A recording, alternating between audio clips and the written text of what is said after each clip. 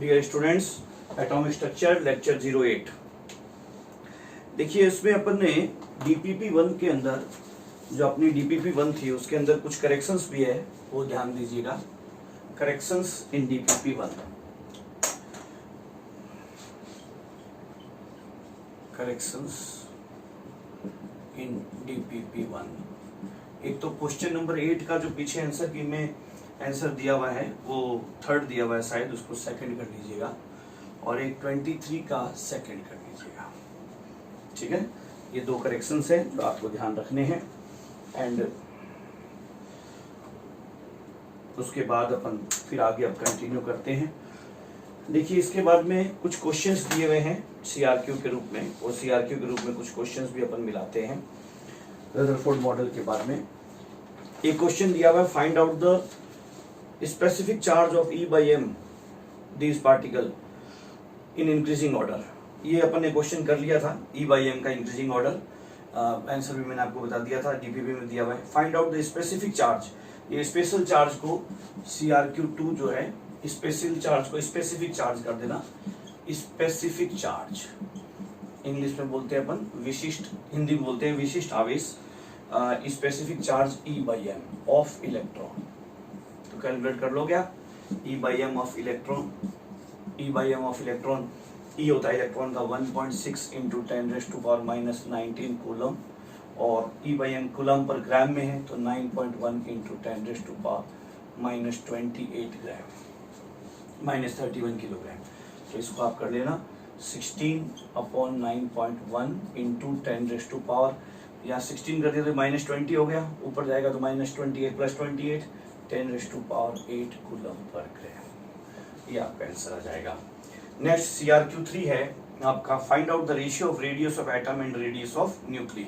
Nuclei की spelling थोड़ी सही कर लेना। CRQ3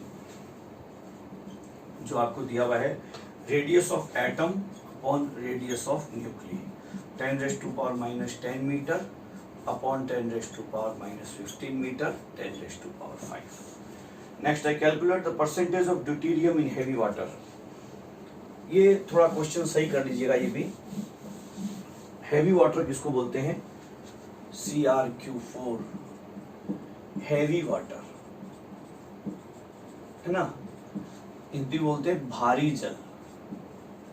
एक होता है हार्ड वाटर, वो अलग है। हार्ड वाटर कठोर जल, ये अलग चीज है, और हैवी वाटर अलग चीज है ना। अभी हम हैवी वाटर की बात कर रहे हैं। हैवी वाटर बोलते हैं D2O है ना। हार्ड वाटर बोलते हैं ऐसा H2O यानी वाटर जिसमें CaCl2 और MgCl2 और CaSO4 और MgSO4 और CaHCO3 होल ट्वाइस और MgHCO3 होल ट्वाइस डिसॉल्व। ठीक है ना। ऐसे वाटर को हार्ड वाटर कहते हैं। ये वाटर जो होता है वो अनफिट फॉर ड्रिंकिंग होता है, पीने के लिए इतना बढ़िया नहीं होता, हेवीनेस आ जाती है इसको पीने से, फूड प्रॉपर्ली डाइजेस्ट नहीं होता, इसके अंदर जो है ना वो फ्रोथ नहीं बनते, साबुन का फ्रोथ, सोप का जो फ्रोथ नहीं बनता है ना, साबुन के झाग नहीं बनते, इसलिए कपड़ा धोने में भी काम नहीं ले सकते हार्ड वाटर को। तो इसलिए हार्ड वाटर भी आगे जाकर के अपने हाइड्रोजन कंपाउंड चैप्टर के अंदर आएगा। हार्ड वाटर क्या होता है, कठोर जल क्या होता है, और उसको सॉफ्टनिंग, हार्ड वाटर की जो ये हार्डनेस है इनको रिमूव करना, इनकी वजह से हार्डनेस होती है। इन कंपाउंड को अगर उस वाटर में से रिमूव करवा दिया जाए, कैसे कैसे रिमूव करवाते हैं उसके कई मेथड्स हैं। तो हम कहते हैं कि हम हार्ड वाटर की हार्डनेस को दूर कर रहे हैं, उसको बोलते हैं सॉफ्टनिंग ऑफ हार्ड वाटर। कठोर जल का मृदुकरण है ना, उसकी हार्डनेस को दूर करना सॉफ्टनिंग ऑफ हार्ड वाटर कहलाता है। वो सब हम हाइड्रोजन कंपाउंड चैप्टर में पढ़ेंगे। अभी फिलहाल हमें हार्ड वाटर के बारे में नहीं बोला है। ये जो CRQ4 है आपके नोट्स के अंदर, calculate the percentage of deuterium in water, इसको भी सही कर लीजिए। Deuterium calculation, calculate the percentage of, calculate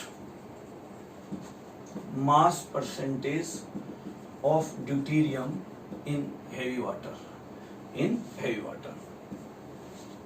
अब हेवी वाटर होता है D2O, ड्यूटेरियम ऑक्साइड को, नॉर्मल वाटर बोलते हैं H2O को, हेवी वाटर बोलते हैं D2O को, ड्यूटेरियम ऑक्साइड को।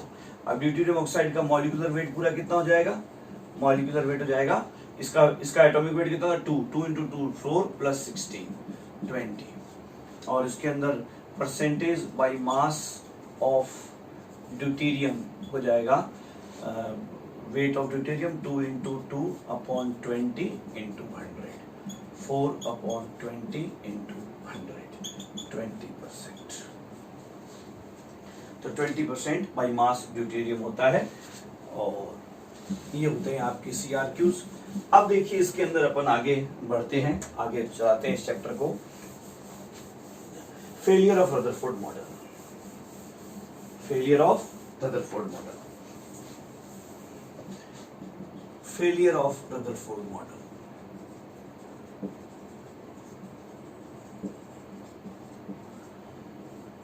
देखिए रदरफोर्ड मॉडल ने ये बोला था कि एटम सॉलिड इंटाइटी नहीं है, होलो इंटाइटी है।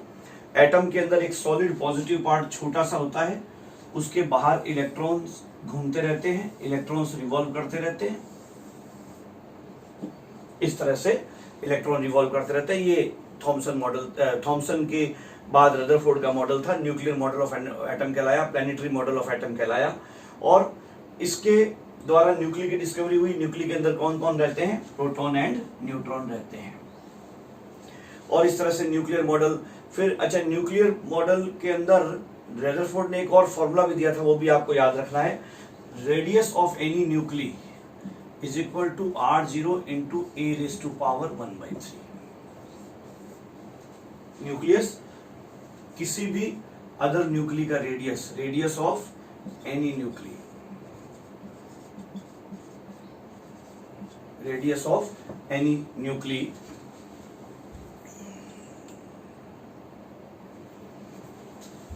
Radius of any other nuclei, किसी भी दूसरी न्यूक्ली का जिसका मास नंबर A हो, ये A मास नंबर है, द्रव्यमान संख्या है, A बोल दो चाहे M बोल दो, उसकी पावर 1/3 into R0 होगा, जहां R0 क्या है, एक कांस्टेंट है। R0 की वैल्यू होगी 1.5 into 10⁻⁻13 सेंटीमीटर, या इसी R0 की वैल्यू हो जाएगी 1.5 into 10⁻⁻15 मीटर, और 1.5 फेम्टोमीटर, 1.5 फेम्टोमीटर और 1.5 फर्मी, सब एक ही बात है। यानी 1 fermi is equal to 1 femtometre, 10⁻⁻15 metre, 10⁻⁻13 centimetre, है ना। केवल F होता है फेम्टो, फेम्टो का मतलब होता है 10⁻⁻15। देखिए फर्मी जो है ना, वो डिस्टेंस का बहुत छोटा यूनिट है, दूरी का बहुत छोटा मात्रक है फर्मी, है ना। और फेम्टो जो है वो मैथमेटिकल प्रीफिक्स है, वो एक मैथमेटिकल प्रीफिक्स है, वो किसी के भी आगे लगाया जा सकता है। Femtosecond 10⁻⁻15 second, femtometre 10⁻⁻15 metre, femtolitre 10⁻⁻15 litre. Femto एक मैथमेटिकल प्रीफिक्स है, जबकि फेम्टो मीटर मिलकर के कहलाता है फर्मी। चलिए, ये कुछ बच्चों के डाउट आ रहा था, तो ये ध्यान रखिएगा। तो 1.5 into 10⁻⁻15 मीटर और 1.5 फर्मी जो है वो इसका R0 की वैल्यू हो गई। और A क्या है, A है मास नंबर, द्रव्यमान संख्या, है ना, हिंदी बोलते हैं द्रव्यमान संख्या, कैपिटल M और capital A, number of protons plus neutrons. जैसे इसका एक क्वेश्चन लिखिए,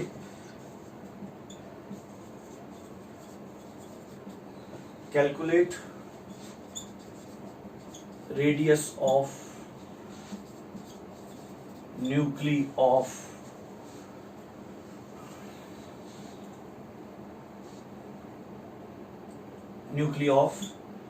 beryllium. Calculate radius of nuclei of beryllium के न्यूक्ली का रेडियस निकालना है आपको। चलिए देखते हैं कैसे निकालोगे। भाई बेरिलियम जो होता है वो क्या होता है 4 9, उसका मास नंबर कितना हो गया, मास नंबर इक्वल्स टू 9 हो गया। तो R equals to radius of nuclei is equal to R0 into A का पावर 1/3, कितना हो जाएगा R0 इंटू A का पावर 1/3,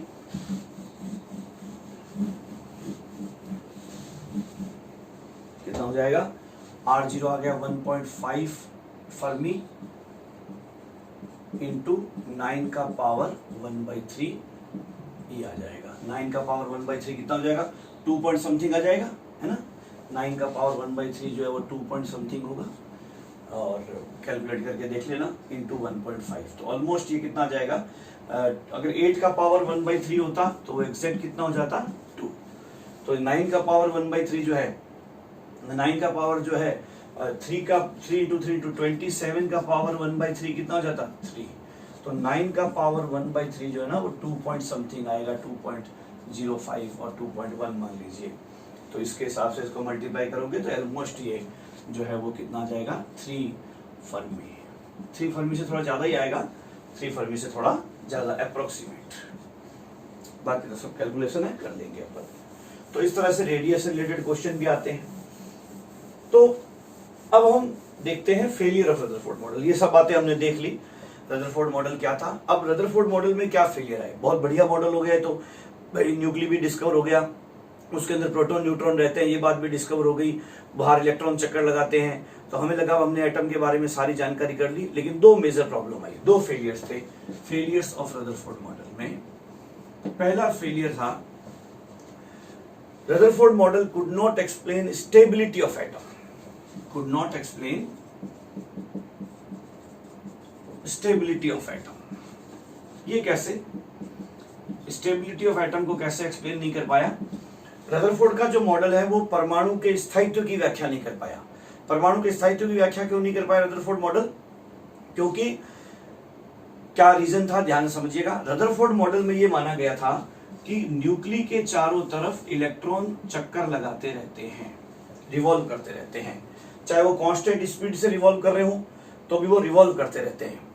और जब रिवॉल्व करेगा कोई पार्टिकल, ध्यान से समझना बात को, मैक्सवेल नाम के साइंटिस्ट ने एक इलेक्ट्रोमैग्नेटिक रेडिएशन थ्योरी दे रखी थी। उस इलेक्ट्रोमैग्नेटिक रेडिएशन थ्योरी के अंदर मैक्सवेल ने ये प्रूव कर रखा था, ये बात थ्योरेटिकली बताई थी जो बाद में प्रैक्टिकली प्रूव भी हो गई थी, कि अगर कोई charge particle is moving with an acceleratory motion, है ना। एक्सेलरेटरी मोशन किसको बोलते हैं, एक्सेलरेटरी मोशन, यानी ऐसा मोशन, ऐसा मूवमेंट जिसके अंदर एक्सेलरेशन हो, जहां वेलोसिटी की स्पीड, वेलोसिटी का जो मैग्नीट्यूड है वो चेंज हो रहा हो, वेलोसिटी चेंज हो रही हो, मैग्नीट्यूड चेंज हो चाहे वेलोसिटी डायरेक्शन चेंज हो, जहां वेलोसिटी चेंज हो रहा हो। जिस मोशन में वेलोसिटी चेंज होता है वो एक्सेलरेटरी मोशन है। Change in velocity, rate of change in velocity is called acceleration. वेग में परिवर्तन की दर को त्वरण कहते हैं। जिस गति में वेग या वेलोसिटी चेंज हो रहा हो वो एक्सेलरेटरी मोशन है, उस मोशन में एक्सेलरेशन है, उसमें त्वरण है। तो क्या होगा इससे क्या दिक्कत है, if a charge particle is moving with an acceleratory motion having acceleration, having change in velocity motion, then it will emit some amount of its kinetic energy. It will convert some amount of its kinetic energy into electromagnetic waves and will emit radiations, will emit those waves। ये जो radiations हैं, चाहे ये visible raise हैं, चाहे infrared waves हैं, चाहे microwaves हैं, ये सारी, चाहे यूवी रेज हैं, ये सब के सब इलेक्ट्रोमैग्नेटिक वेव है। मैक्सवेल ने बताया कि these all radiations are electromagnetic waves. और ये इलेक्ट्रोमैग्नेटिक वेव्स किसी बॉडी से कब जनरेट होती है, कब एमिट होती है। सन जो है वो बहुत सारी इलेक्ट्रोमैग्नेटिक वेव्स को एमिट कर रहा है, यूवी रेज को भी एमिट कर रहा है, विजिबल रेज को भी एमिट कर रहा है। विजिबल रेज उनको बोलते हैं जिनको हमारा रेटिना फील कर पाता है, violet, indigo, blue, green, yellow, orange, red, mainly 7 type की मानी जाती है विजिबल रेज, जो हमारे रेटिना को फील होती है, हमारे लिए विजिबल है, इसलिए हम उनको विजिबल रेज बोलते हैं। माइक्रोवेव्स हैं, रेडियो वेव्स हैं, है ना, इंफ्रारेड वेव्स हैं, ये सारी की सारी इलेक्ट्रोमैग्नेटिक वेव्स हैं जो वैक्यूम में से भी ट्रेवल कर सकती है और जिनको प्रोपागेट होने के लिए किसी मीडियम की जरूरत नहीं है, उनको इलेक्ट्रोमैग्नेटिक वेव बोलते हैं। एयर में से भी पास आउट हो सकती है, वाटर में से भी पास आउट हो सकती है, किसी भी ट्रांसपेरेंट मीडियम में से पास आउट हो सकती है, लेकिन स्पेशली ये जो वैक्यूम में से ट्रेवल हो सकती है, इन इलेक्ट्रोमैग्नेटिक वेव्स को कब कोई सन से इलेक्ट्रोमैग्नेटिक वेव्स क्यों जनरेट हो रही है? क्योंकि सन के अंदर जब न्यूक्लियर फ्यूजन हो रहा है तो वहां बहुत सारे चार्ज पार्टिकल्स बने हुए हैं जो एक्सेलरेटरी मोशन कर रहे हैं, जिनके मोशन में वेलोसिटी में चेंज आ रहा है, एक्सेलरेशन है। और एक्सेलरेशन की वजह से जब भी कोई चार्ज पार्टिकल एक्सेलरेटरी मोशन करता है तो वो अपनी कुछ काइनेटिक एनर्जी को इलेक्ट्रोमैग्नेटिक वेव्स में कन्वर्ट करके इलेक्ट्रोमैग्नेटिक वेव्स को एमिट करता है। ये बात थियोरेटिकली बता रखी थी मैक्सवेल ने, जो बाद में प्रैक्टिकली प्रूव हो गई थी। और वो जो पार्टिकल है, वो जो एंटाइटी है, वो जो सिस्टम है, वो कौन सी इलेक्ट्रोमैग्नेटिक वेव जनरेट करेगा, ये इस बात पे डिपेंड करेगा कि उसकी जो मोशन है उसमें कितना एक्सेलरेशन है, एक्सेलरेशन पे डिपेंड करेगा। अगर ज्यादा एक्सेलरेटरी मोशन कर रहा होगा तो ज्यादा फ्रीक्वेंसी वाली लाइट रेडिएशन एमिट करेगा, कम फ्रीक्वेंसी वाली तो और अलग अलग अगर मान लीजिए उस सिस्टम के अंदर जो पार्टिकल चार्ज पार्टिकल मूवमेंट कर रहे हैं, मोशन कर रहे हैं, उनके एक्सेलरेशन अलग अलग टाइप के हैं तो उनसे अलग अलग टाइप की इलेक्ट्रोमैग्नेटिक वेव जनरेट होगी। सन के अंदर बहुत सारे चार्ज पार्टिकल्स रह रहे हैं, एटम, हाइड्रोजन के एटम मिल करके हीलियम के न्यूक्ली में कन्वर्ट हो जाते हैं, हाइड्रोजन के न्यूक्ली, इलेक्ट्रॉन भी वहां फ्रीली घूम रहे हैं, खूब सारे न्यूक्ली भी वहां फ्रीली घूम रहे हैं, उन सब का अलग अलग एक्सेलरेशन है। इसलिए सन से कॉस्मिक रेज से लेकर गामा रेज से लेकर एक्स रेज से लेकर यूवी रेज से लेकर visible raise, infrared waves, microwaves, radio waves, तरह तरह की इलेक्ट्रोमैग्नेटिक वेव्स एमिट होती रहती है। उनकी काइनेटिक एनर्जी जो है वो इलेक्ट्रोमैग्नेटिक वेव में कन्वर्ट होती रहती है और वो लगातार वो काइनेटिक एनर्जी अपनी इलेक्ट्रोमैग्नेटिक वेव में कन्वर्ट करते हुए वो हमें जो है वो दे रहा है। तो इस तरह से इलेक्ट्रोमैग्नेटिक वेव जनरेट होगी। अब जब रदरफोर्ड ने अपने जो ये न्यूक्लियर मॉडल बनाया था, प्लैनेटरी मॉडल बनाया था, उसमें उन्होंने सोचा था कि भाई ये जो न्यूक्लिया है ये तो हो गया सन और ये जो इलेक्ट्रॉन हो गए प्लैनेट्स, लेकिन जो प्लैनेटरी मॉडल है, जो सोलर सिस्टम है, उसमें जो प्लैनेट होते हैं वो तो न्यूट्रल होते हैं, उनपे कोई नेट चार्ज नहीं होता। लेकिन यहाँ जो घूम रहा है, जिसके चारों तरफ घूम रहा है, वो भी चार्ज पार्टिकल है। न्यूक्लियर एंटाइटी जो है वो चार्ज होती है और इलेक्ट्रॉन भी चार्ज है। और जो ये जो घूमने वाली सर्कुलेटरी मोशन होती है ना, सर्कुलेटरी मोशन हमेशा, चाहे वो कांस्टेंट स्पीड से हो रही हो, चाहे स्पीड भी साथ साथ चेंज हो रही हो, चाहे वेलोसिटी का मैग्नीट्यूड कांस्टेंट हो, वेलोसिटी के मैग्नीट्यूड को स्पीड कह देंगे, चाहे जो वेग का परिमाण है, जो वैल्यू है, वो चाहे कांस्टेंट हो, लेकिन डायरेक्शन तो हमेशा चेंज होगी। जब कोई पार्टिकल मूव करते करते किसी सेंटर के चारों तरफ मूव कर रहा है, मूव करते करते जब वो यहाँ आया तो उसकी वेलोसिटी की डायरेक्शन ही है। अगर वो यूं मूव कर रहा है तो यहाँ आया तो वेलोसिटी की डायरेक्शन ये हुआ है, यहाँ आया तो वेलोसिटी की डायरेक्शन ये हुआ है, यहाँ आया तो वेलोसिटी की डायरेक्शन ये हुआ है, यहाँ पर आया तो वेलोसिटी की डायरेक्शन ये है, यहाँ पर वेलोसिटी की डायरेक्शन ये है, यहाँ वेलोसिटी की डायरेक्शन ये है, यहाँ वेलोसिटी हर अगले सर्कुलर मोशन के हर अगले पॉइंट पर वेलोसिटी की डायरेक्शन चेंज हो जाएगी, क्योंकि वेलोसिटी की डायरेक्शन हमेशा टेंजेंशियल डायरेक्शन होती है। इस सर्कुलेटरी पाथ में घूम रहा है तो इस पे टेंजेंट ड्रॉ करोगे मूवमेंट की डायरेक्शन में, इधर मूव नहीं करना। अगर ये यूं मूव कर रहा है तो टेंजेंट इस डायरेक्शन में ड्रॉ करना, तो ये वेलोसिटी की डायरेक्शन हो जाएगी। ये वेलोसिटी की यहाँ पर टेंजेंट ये हो जाएगी, यहाँ टेंजेंट को हिंदी बोलते हैं स्पर्श रेखा, स्पर्श रेखीय दिशा होती है वेलोसिटी की, तो टेंजेंशियल डायरेक्शन होती है। तो इसलिए यहाँ पर टेंजेंट अलग तरह से ड्रॉ होगा, यहाँ टेंजेंट हर अगले पॉइंट पर, सर्कुलर मोशन के हर अगले पॉइंट पर टेंजेंट की डायरेक्शन चेंज हो जाएगी, और जो टेंजेंट की डायरेक्शन है वही वेलोसिटी की डायरेक्शन है, तो वेलोसिटी की डायरेक्शन चेंज हो जाएगी। वेलोसिटी एक वेक्टर क्वांटिटी है, सदिश राशि है। वेलोसिटी जैसी वेक्टर क्वांटिटी का चाहे मैग्नीट्यूड बदले चाहे नहीं बदले, अगर डायरेक्शन भी बदल रहा है तो हम बोलेंगे वेलोसिटी बदल रही है। वेलोसिटी बदल रही है तो एक्सेलरेटरी मोशन है। यानी माय डियर स्टूडेंट्स, मैं ये कहना चाह रहा हूं कि सर्कुलेटरी मोशन चाहे वो कांस्टेंट स्पीड से हो रहा हो चाहे कांस्टेंट स्पीड से नहीं हो रहा हो, डायरेक्शन तो हमेशा चेंज होगा ही होगा। इसलिए circulatory motion is always an acceleratory motion. और इलेक्ट्रॉन चार्ज पार्टिकल है, सर्कुलेटरी मोशन कर रहा है। मैक्सवेल की दोनों बातें अप्लाई हो रही है इलेक्ट्रोमैग्नेटिक वेव्स को जनरेट करने वाली। तो क्या करेगा ये इलेक्ट्रॉन, घूमता हुआ इलेक्ट्रॉन अपनी कुछ काइनेटिक एनर्जी को इलेक्ट्रोमैग्नेटिक वेव्स के रूप में जनरेट करेगा, इलेक्ट्रोमैग्नेटिक वेव्स में कन्वर्ट करेगा। वो इलेक्ट्रोमैग्नेटिक वेव सराउंडिंग को त्याग दी जाएगी, इलेक्ट्रोमैग्नेटिक वेव, तो इसकी काइनेटिक एनर्जी कम हो गई। काइनेटिक एनर्जी के कारण तो ये न्यूक्ली में गिरने का अपोज कर रहा है, वही वेलोसिटी की वजह से काइनेटिक एनर्जी है।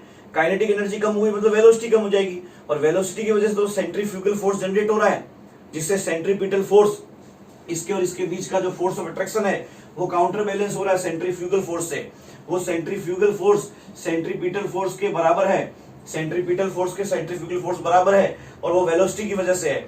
अब काइनेटिक एनर्जी कम हो गई तो वेलोसिटी कम हो गई, वेलोसिटी कम हो गई तो सेंट्रीफ्यूगल फोर्स कम हो गया।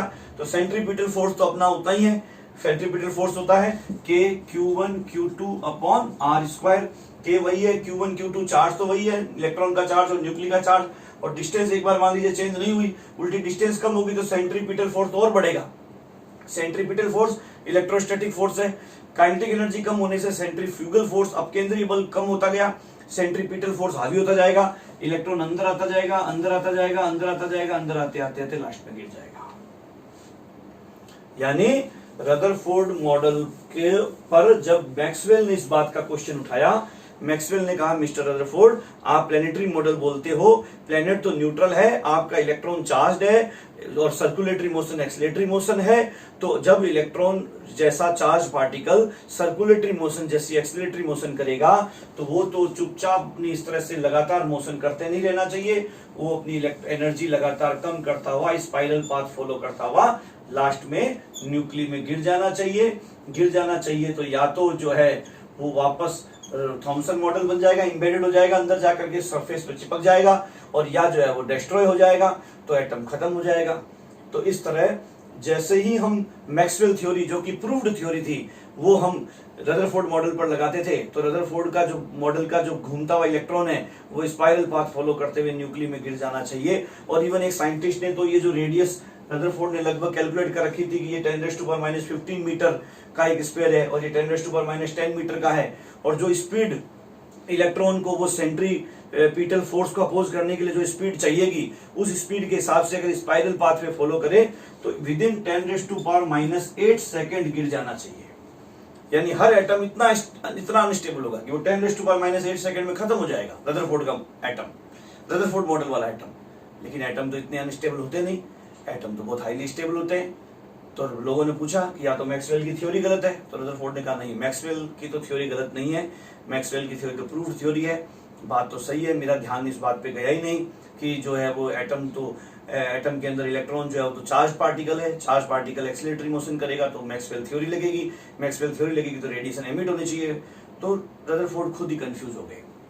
रदरफोर्ड ने कहा बात तो सही लग रही है मुझे, वास्तव में इसका मतलब कहीं ना कहीं मेरी थ्योरी में कुछ गड़बड़ है, मेरा जो मॉडल है उसके अकॉर्डिंग जो एटम मैंने सोचा है वो एटम तो स्टेबल नहीं है, उसका इलेक्ट्रॉन तो घूम नहीं रहा एक जगह एक ऑर्बिट में, अपने आप उसी से घूमेगा नहीं, एनर्जी रेडिएशन एमिट करता हुआ स्पाइरल पाथवे फॉलो करता हुआ गिर जाएगा। ये डायग्राम साथ साथ बना लीजिएगा उसकी फेलियर का। Rutherford model could not explain stability of atom. दूसरी जो मेजर फेलियर कहलाती है रदरफोर्ड मॉडल की, जो दूसरी मेजर फेलियर कहलाती है, सेकेंड फेलियर कहती है, रदरफोर्ड मॉडल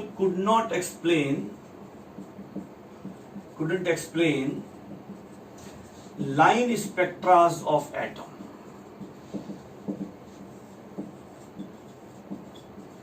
ये क्या होता है लाइन स्पेक्ट्रा, ध्यान से समझिएगा। देखिए क्या है ये लाइन स्पेक्ट्रास ऑफ एटम, और रदरफोर्ड मॉडल को क्यों नहीं समझा पा रहा था। रदरफोर्ड से लोगों ने पूछा कि भाई साहब चलिए ये न्यूक्ली है, इसके चारों तरफ इलेक्ट्रॉन घूम रहा है, घूमता हुआ इलेक्ट्रॉन जब चार्ज पार्टिकल है एक्सीलरेटरी मोशन करेगा तो वो रेडिएशन एमिट करेगा। उसने कहा बिल्कुल रेडिएशन एमिट करना चाहिए, और चलो अंदर गिर जाएगा नहीं गिर जाएगा वो अलग बात है, लेकिन ये जो घूमता हुआ इलेक्ट्रॉन है न्यूक्ली के चारों तरफ, इसका कोई पर्टिकुलर डिस्टेंस है क्या कि वहीं पर घूमेगा, या मर्जी है वहां घूम सकता है। तो रदरफोर्ड ने कहा कि भाई मर्जी है वहां घूम सकता है, जितनी इलेक्ट्रॉन की स्पीड ज्यादा होगी उतना दूर घूमेगा, क्योंकि स्पीड ज्यादा होने से सेंट्रीफ्यूगल फोर्स ज्यादा होगा, सेंट्रीफ्यूगल फोर्स स्पीड से वेलोसिटी से क्रिएट होता है इसलिए ज्यादा होगा, और वो न्यूक्ली से दूर चला जाएगा। जितना स्पीड कम होगा वेलोसिटी कम होगा तो वो नीचे आ जाएगा, क्योंकि वेलोसिटी कम होने से वेलोसिटी जैसे घटेगी सेंट्रीपिटल फोर्स हावी होता जाएगा।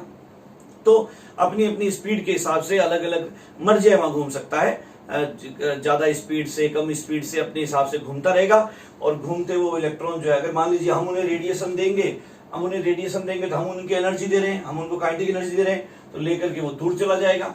हम उससे रेडिएशन ले रहे हैं तो वापस नजदीक आ जाएगा। भाई जब हम किसी इलेक्ट्रॉन की एनर्जी ले लेंगे तो उसकी एनर्जी कम हो गई, काइनेटिक एनर्जी कम हो गई, अपनी काइनेटिक एनर्जी को क्या करेगा, रेडिएशन एनर्जी में कन्वर्ट करेगा, तो काइनेटिक एनर्जी कम होने से वो नजदीक आ जाएगा, उसको नजदीक आना पड़ेगा।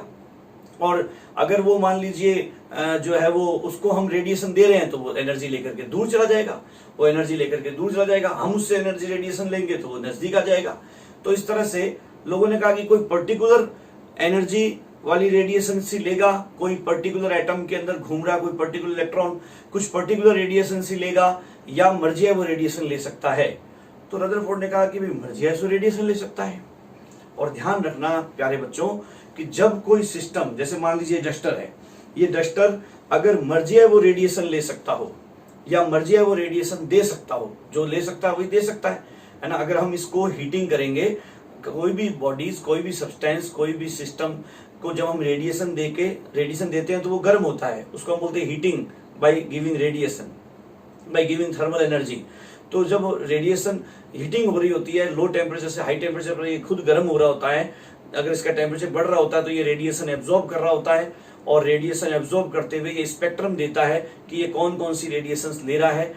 किसी सब्सटेंस को गर्म करते समय, लो टेम्परेचर से हाई टेम्परेचर से गर्म करते समय उसको रेडिएशन दे करके उसके द्वारा रेडिएशन एब्जॉर्ब करवा के वो कौन कौन सी रेडिएशन एब्जॉर्ब कर रहा है पर्टिकुलर टेम्परेचर से पर्टिकुलर टेम्परेचर तक हीटिंग के दौरान, वो जानना कहलाता है उसका एब्जॉर्प्शन स्पेक्ट्रम जानना।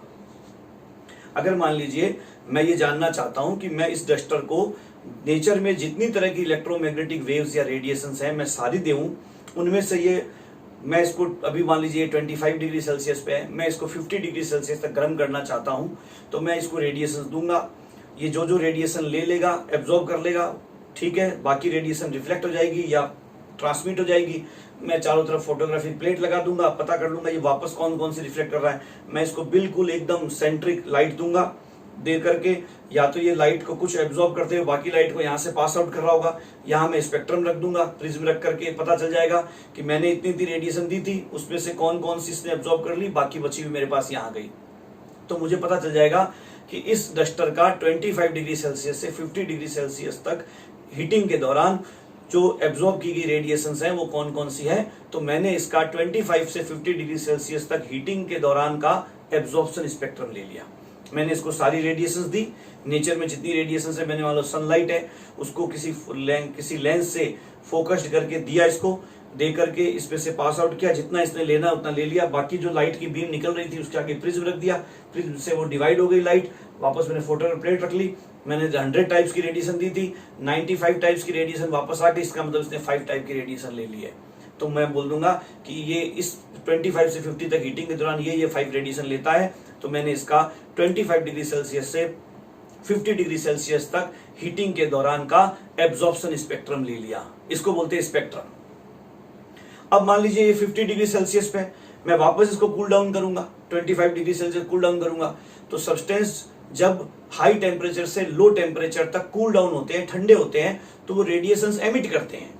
तो मैं क्या करूंगा, अब तो मुझे कोई रेडिएशन देनी नहीं, अब तो उल्टा ये रेडिएशन देगा, तो मैं इसके चारों तरफ फोटोग्राफिक प्लेट लगा दूंगा, चारों तरफ फोटोग्राफिक प्लेट लगा दूंगा, और ये जो रेडिएशंस एमिट कर रहा है कूलिंग के दौरान वो रेडिएशन उस फोटोग्राफिक प्लेट से टकराएगी, मैं उसका एनालिसिस कर लूंगा।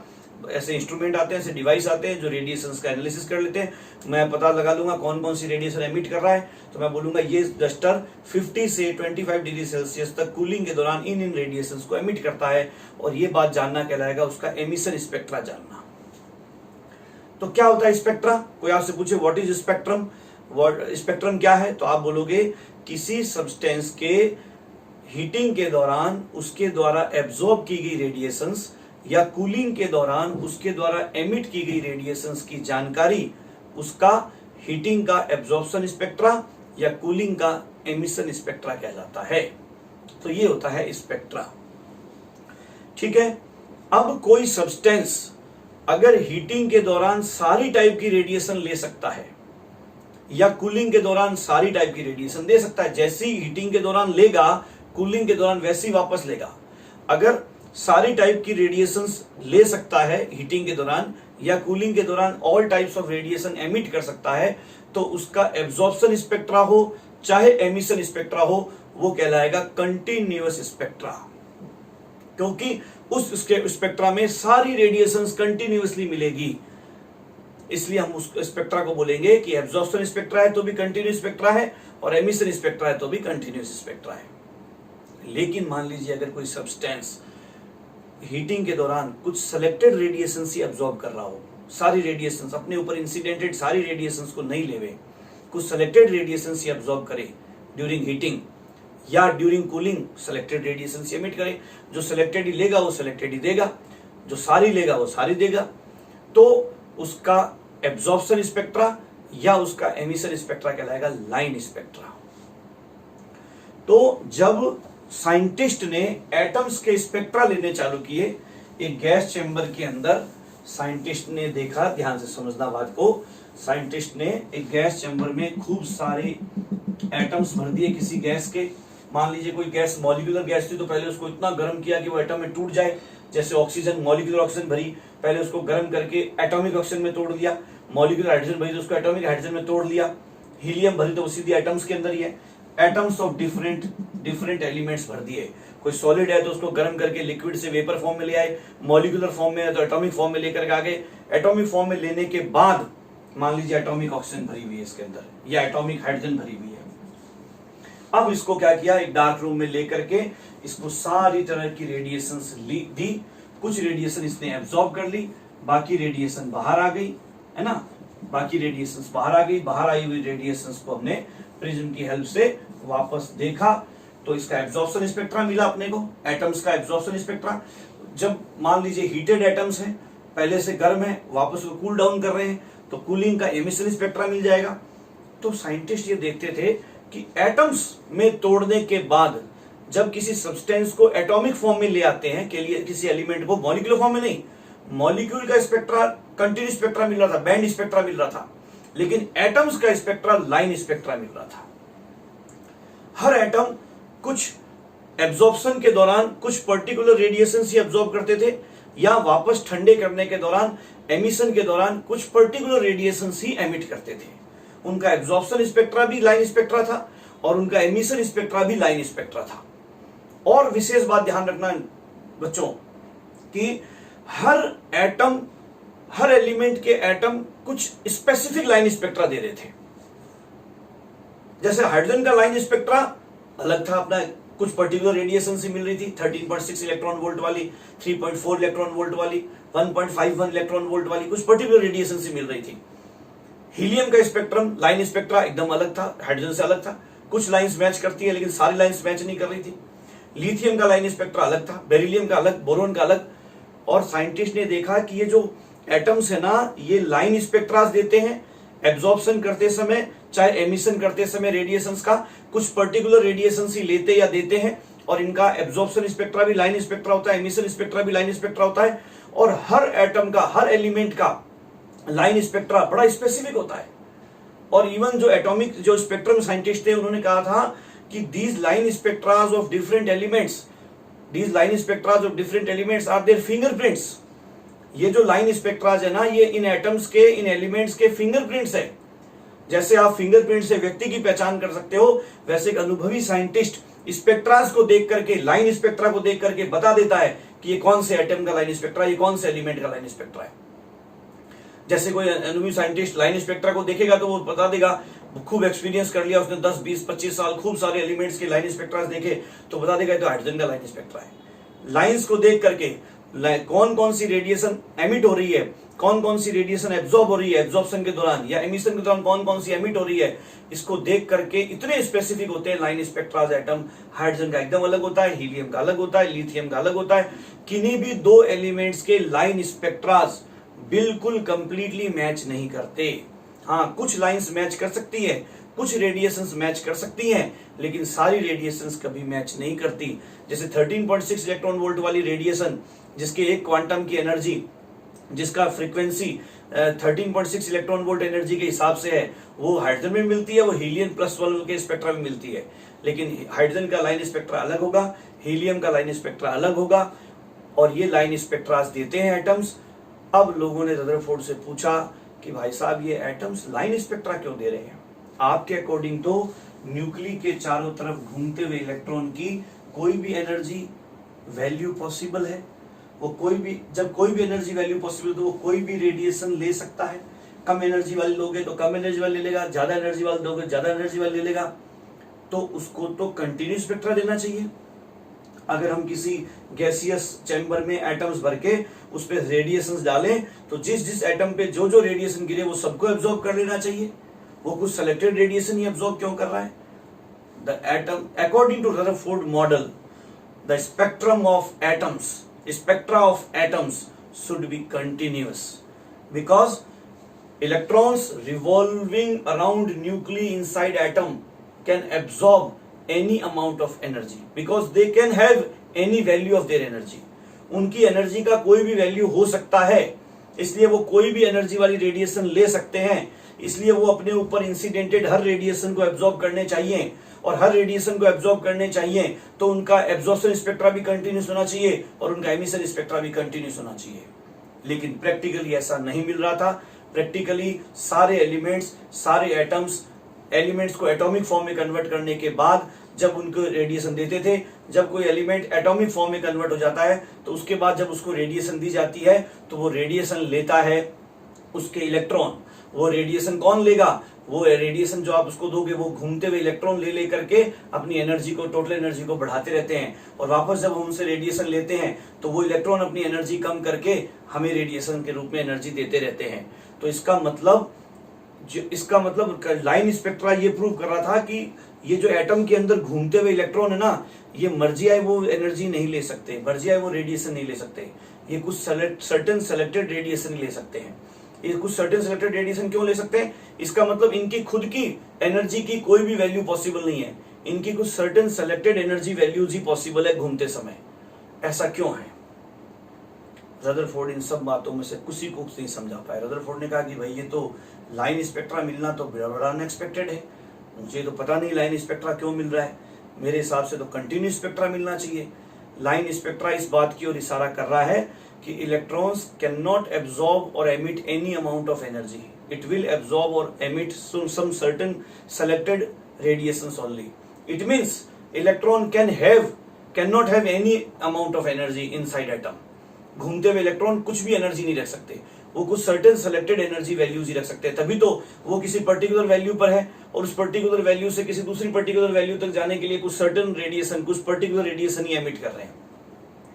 तो लाइन स्पेक्ट्रा से ये बात क्लियर हो गई थी एटॉमिक साइंटिस्ट को कि रेडिएशंस, इलेक्ट्रॉन, घूमते हुए इलेक्ट्रॉनों की सारी एनर्जी वैल्यूज पॉसिबल नहीं है, कुछ सर्टेन सेलेक्टेड एनर्जी वैल्यूज ही पॉसिबल है। रदरफोर्ड इस बात को एक्सप्लेन नहीं कर पाए। उन्होंने कहा भाई ऐसा क्यों हो रहा है मुझे नहीं मालूम, क्योंकि अगर जैसे ही मैं ये बोल दूंगा, कुछ पटांग तुक्के मारूंगा, तो साइंटिस्ट मेरे से पूछेंगे कि ये अलग अलग जो एटम्स है ये अलग अलग रेडिएशन एमिट या एब्जॉर्ब क्यों कर रहे हैं। तो कौन सी क्या चीज है जो कि इलेक्ट्रॉन की कुछ certain selected values of energies को ही पॉसिबल कर रही है, और कौन से एटम में कौन कौन सी एनर्जी वैल्यूज पॉसिबल होगी, तो रामायण बहुत गड़बड़ हो जाएगी। मुझे तो कुछ पता ही नहीं चल रहा ये लाइन स्पेक्ट्रा मिल ही क्यों रहा है। मेरे अकॉर्डिंग तो मिलना ही कंटिन्यूस स्पेक्ट्रा चाहिए। So practically the spectrum of atoms were line spectras, and why the atoms are giving line spectras, why they are giving absorption spectras as line spectra, emission spectras as line spectras, it could not be explained by Rutherford model. तो stability of atom समझा नहीं पाया, और ये दोनों बातें एक दूसरे से जुड़ी हुई थी। ये दोनों बातें stability of atom and line spectras of atom को explain कर दिया साइंटिस्ट नील्स बोहर ने।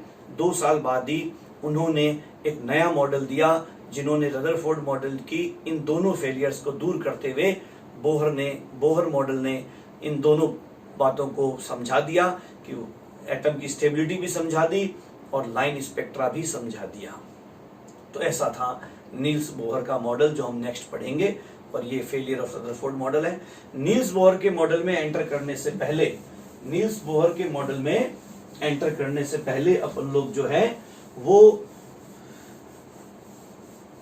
Electromagnetic radiation theory and quantum theory of electromagnetic waves पढ़ते हैं। थ्योरीज ऑफ लाइट और रेडिएशन। वैसे तो बहुत सारी थ्योरीज दी गई है, लेकिन हम 2 थ्योरी का जिक्र करेंगे। ये कहलाती है क्लासिकल थ्योरी और ये कहलाती है मॉडर्न थ्योरी। एक कहलाती है मॉडर्न थ्योरी। क्लासिकल थ्योरी है इलेक्ट्रोमैग्नेटिक वेव थ्योरी, और मॉडर्न थ्योरी है क्वांटम थ्योरी।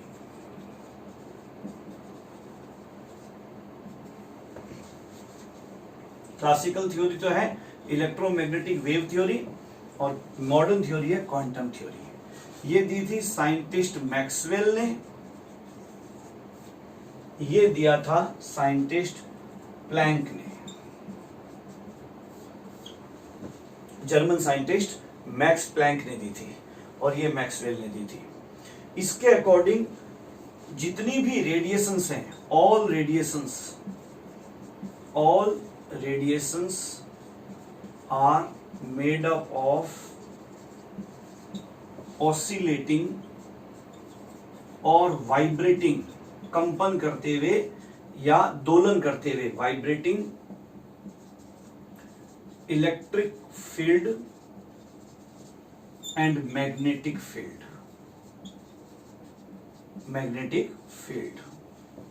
ठीक है ना। सारी की सारी जो रेडिएशंस हैं, जितनी भी, लाइट भी एक रेडिएशन ही है, जितनी भी तरह की रेडिएशंस हैं वो सब की सब जो है वो वाइब्रेटिंग इलेक्ट्रिक फील्ड और मैग्नेटिक फील्ड की बनी है। जैसे ये कोई लाइट वेव जा रही है, इधर से इधर लाइट वेव जा रही है, तो उसके हर पॉइंट पर, उसके इस तरह से हर पॉइंट पर हम ये मान सकते हैं कि एक इलेक्ट्रिक फील्ड कंपन कर रहा है और उसी के परपेंडिकुलर एक मैग्नेटिक फील्ड यूं ऑसिलेट कर रहा है। इलेक्ट्रिक फील्ड यूं कर रहा है तो मैग्नेटिक फील्ड यूं कर रहा है और लाइट यूं जा रही है। इलेक्ट्रिक फील्ड यूं ऑसिलेट हो रहा है तो मैग्नेटिक फील्ड यूं ऑसिलेट हो रहा है, और दोनों जिस प्लेन में है उसके परपेंडिकुलर लाइट का प्रोपगेशन का डायरेक्शन होगा। यहाँ पर इलेक्ट्रिक फील्ड, यहाँ मैग्नेटिक फील्ड, फिर यहाँ इलेक्ट्रिक फील्ड, यहाँ मैग्नेटिक फील्ड। इस तरह से लाइट जो है वो इलेक्ट्रिक फील्ड कंपन करते हुए, ऑसिलेट करते हुए, इलेक्ट्रिक फील्ड और मैग्नेटिक फील्ड जो एक दूसरे के परपेंडिकुलर ऑसिलेट करते हैं और दोनों जिस प्लेन में होते हैं उसके परपेंडिकुलर लाइट की प्रोपगेशन की डायरेक्शन होती है। इस तरह से उन्होंने बताया। और इनकी फ्रीक्वेंसी होती है, ये जो इलेक्ट्रिक फील्ड और मैग्नेटिक फील्ड अलग अलग रेडिएशंस के जो होते हैं वो अलग अलग फ्रीक्वेंसी से ऑसिलेट करते रहते हैं और इनकी फ्रीक्वेंसी के हिसाब से इनकी वेवलेंथ होती है, लेकिन इन सब की स्पीड सेम होती है। These electromagnetic waves can propagate through vacuum. भाई इनको खुद को किसी मीडियम की जरूरत नहीं है। इलास्टिक वेव को, साउंड वेव को मीडियम की जरूरत है ना। स्ट्रिंग में जनरेट होने वाली वेव्स को मीडियम की जरूरत है। इलेक्ट्रोमैग्नेटिक वेव में ये जो इलेक्ट्रिक फील्ड और मैग्नेटिक फील्ड होता है ना, ये खुद के लिए मीडियम का काम करता है, इसलिए इनको किसी मीडियम की जरूरत नहीं है। ये वैक्यूम में से भी प्रोपागेट हो सकती है। ऐसी वेव्स जिनको प्रोपागेट होने के लिए, वेव क्या है, एनर्जी का एक फॉर्म, और वेव मोशन क्या है, एनर्जी ट्रांसफॉर्मेशन की एक method. Wave is a form of energy. Electromagnetic wave एक ऐसी एनर्जी की फॉर्म है जिनको एक जगह से दूसरे जगह तक प्रोपागेट होने के लिए, ट्रांसफर होने के लिए, जो है मोशन के लिए किसी मीडियम की जरूरत नहीं है। उनको हम इलेक्ट्रोमैग्नेटिक वेव्स बोलते हैं। और वो जो इलेक्ट्रोमैग्नेटिक वेव्स होती है उनके अंदर जो इलेक्ट्रिक फील्ड होते हैं ना, मैग्नेटिक फील्ड, कंटिन्यूअस वेव की तरह होती है। ये कंटिन्यूअस वेव की तरह होती है। these can travel through vacuum. All speed of all electromagnetic waves, चाहे वो कोई सी इलेक्ट्रोमैग्नेटिक वेव हो, चाहे वो लाइट वेव हो, विजिबल रेज हो, चाहे वो इंफ्रारेड वेव्स हो, चाहे वो माइक्रोवेव्स हो, all electromagnetic speed of all electromagnetic waves in one medium is a constant value equal for all waves, चाहे कोई सी हो। चाहे यूवी रेज है तो भी वही एक मीडियम में वही स्पीड रखेगी, चाहे विजिबल रेज है तो वही रखेगी, इंफ्रारेड वेव्स है तो वही रखेंगी। ऑल वेव्स सबकी एक ही स्पीड होती है। And speed of these raise in light is equal to C is equal to 3 into 10 raised to power 8 metre पर सेकेंड। ठीक है, तो फिर अलग अलग, जब सबकी स्पीड सेम है तो अलग अलग इलेक्ट्रोमैग्नेटिक वेव्स में डिफरेंस क्या है? अलग अलग इलेक्ट्रोमैग्नेटिक डिफरेंस है उनकी फ्रीक्वेंसी और उनकी वेवलेंथ में। तो उनकी फ्रीक्वेंसी और वेवलेंथ, इन दोनों का प्रोडक्ट हमेशा C होता है। फ्रीक्वेंसी को बोलेंगे न्यू, हिंदी बोलते हैं आवृत्ति, है ना। एंड वेवलेंथ को बोलते हैं लैम्डा, हिंदी बोलते हैं तरंगदैर्ध्य। Of these raise of different radiations, बोल दो रेज, बोल दो डिफरेंट रेडिएशंस आर डिसिमिलर। ठीक है ना। और किसी एक इलेक्ट्रोमैग्नेटिक वेव की फ्रीक्वेंसी और वेवलेंथ का मल्टीपल हमेशा C के बराबर होगा। ये याद रख लेना फॉर्मूला।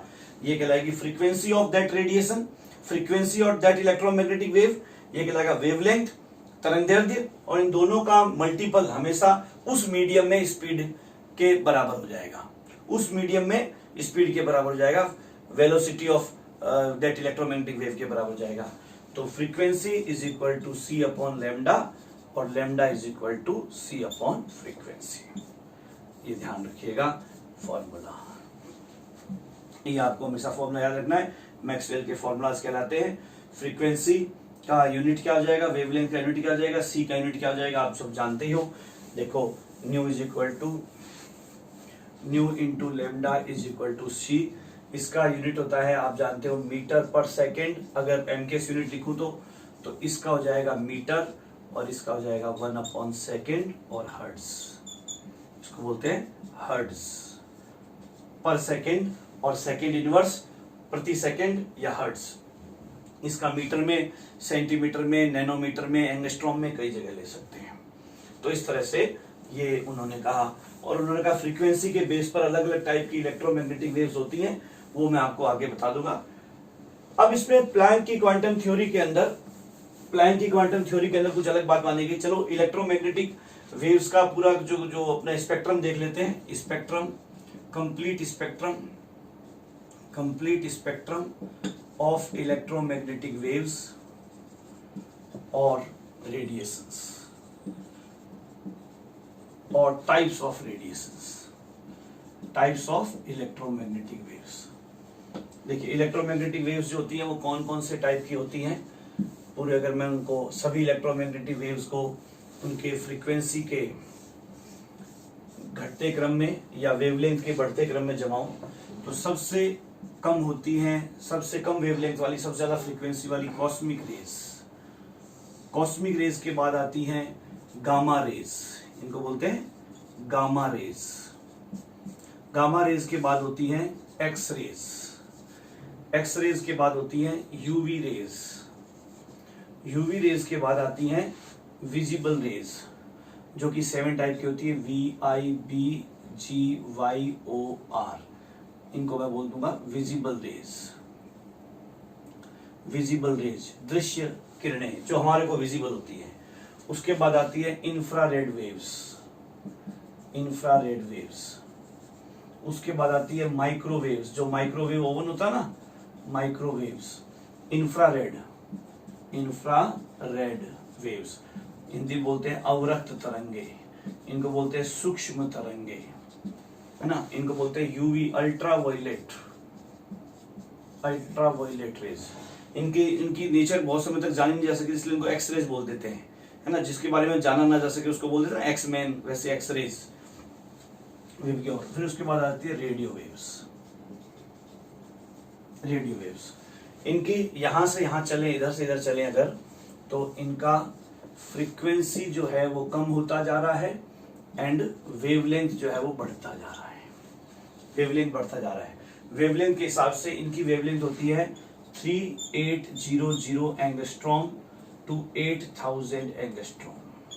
एंगस्ट्रॉम में अगर मैं वेवलेंथ निकालूं इनकी, वैसे अगर मैं मीटर में देखूं तो ये हो जाएगी 10⁻⁻16 मीटर वेवलेंथ, या उससे कम वाली कॉस्मिक रेज होती हैं। 10⁻⁻16 मीटर से लेकर के 10⁻⁻6 मीटर तक जो होती है वो गामा रेज आती है। फिर 10⁻⁻2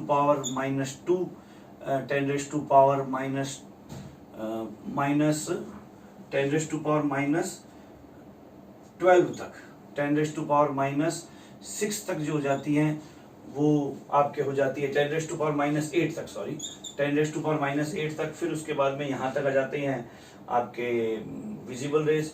फिर आप अगर मान लीजिए इसको देखोगे तो ये 10⁻³ मीटर यानी मिलीमीटर तक, 10⁻³ मीटर तक।